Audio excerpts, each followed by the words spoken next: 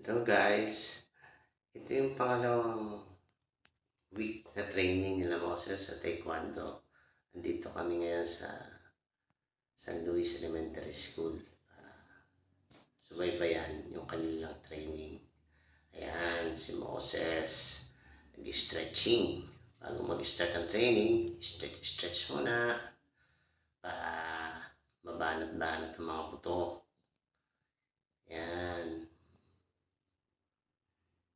talagang magaling si Moses mag-split oh. Pinagpraktisan niya yan. Ayan o.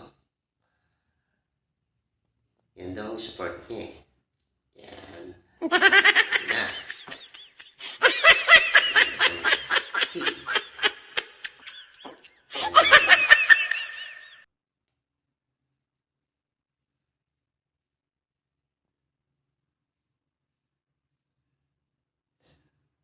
Siyempre, habang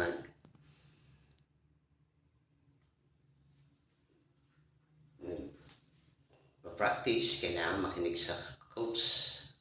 Sa coach nila na si Coach Jet. No, no, no, no. Dapat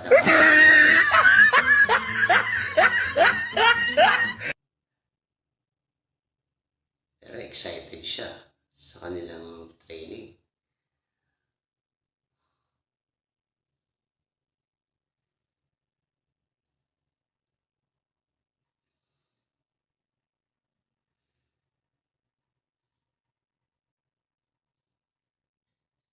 Yan. Pakitang gilas siya sa akin. Oh. Paano daw siya sumipa? Hmm.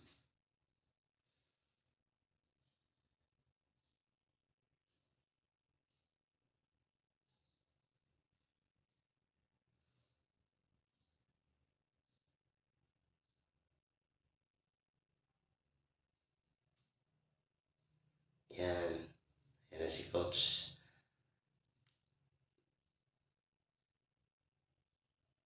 Nagde-demo siya para sa kanyang mga step and style. Nakakatuwang tingnan yung mga bata. Kahit iba't ibang grade sila. Mula grade 1 hanggang grade 6 yata.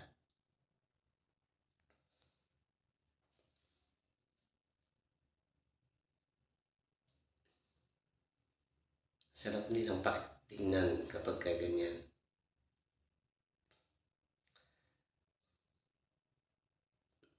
Maraming benefits yung makukuha nila dito. Dahil habang nagtitraining sila, nagiging sport nila to. Darating yung panahon, baka isa sa kanila maging atleta pa ng ating bayan pagdating ng panahon. Maganda rin na nagkaroon ng ganitong programa sa eskwelahan ito para at least yung mga bata, imbis na iba yung pagkaabalahan, pag every Saturday, magti-training na lang.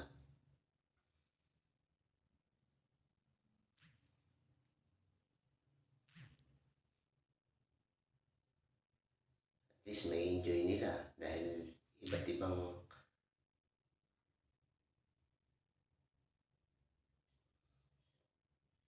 kasama nila, makakikilala nila, mga kabanding nila.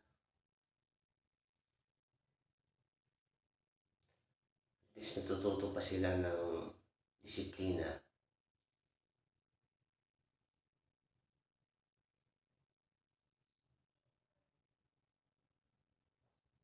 Ayan. After ng session, may konting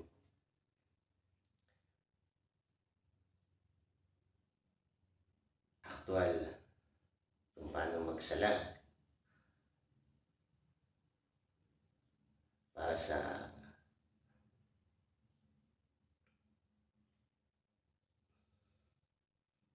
naghahanap ng volunteer kung sino mag-volunteer.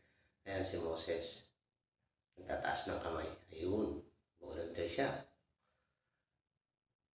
No?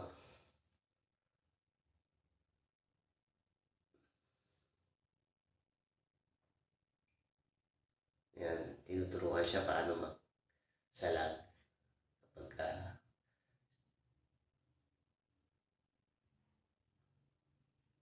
self-defense.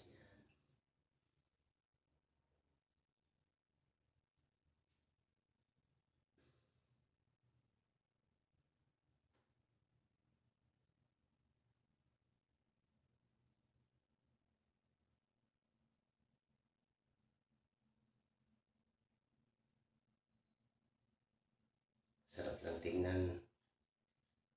Nung bata ako, walang ganito sa amin eh. Bundok kasi yun eh. Kaya, ang laro namin noon, habulan, patintero, yan si coach.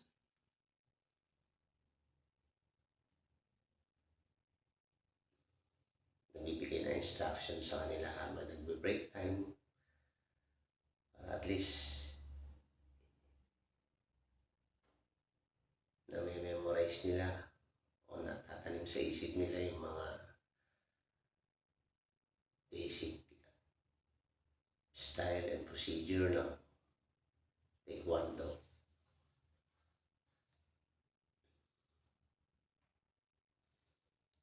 Tinuturuan din ni coach kung paano maging disiplinado yung bata. Kaya, ako ito si Coach Jet.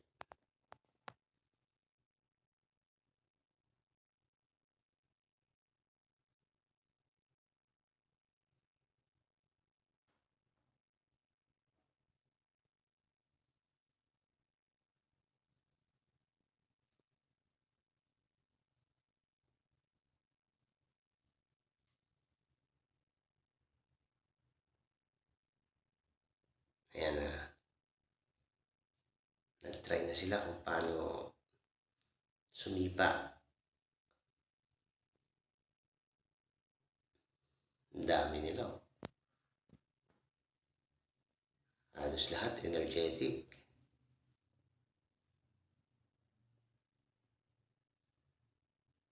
Ayan si Moses.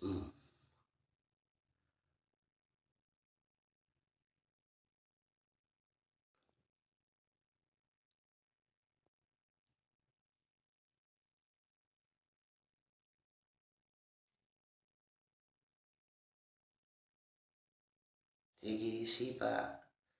Sipa. Sipa lang ng sipa.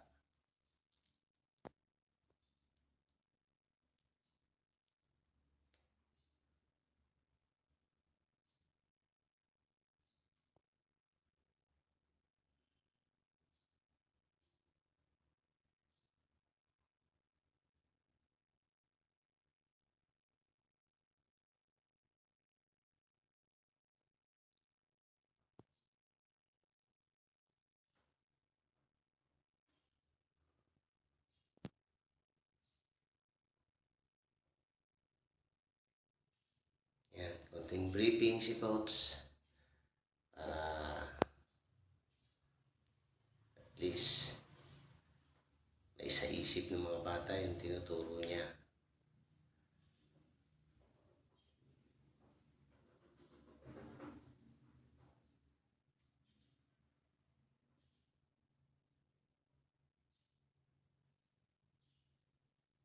Sabi niya, kailangan maging disiplinado.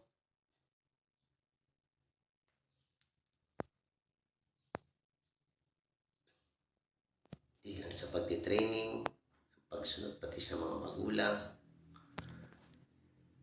ang paggamit ng upo at opo. Yan yung mga pinabanggit niya dyan.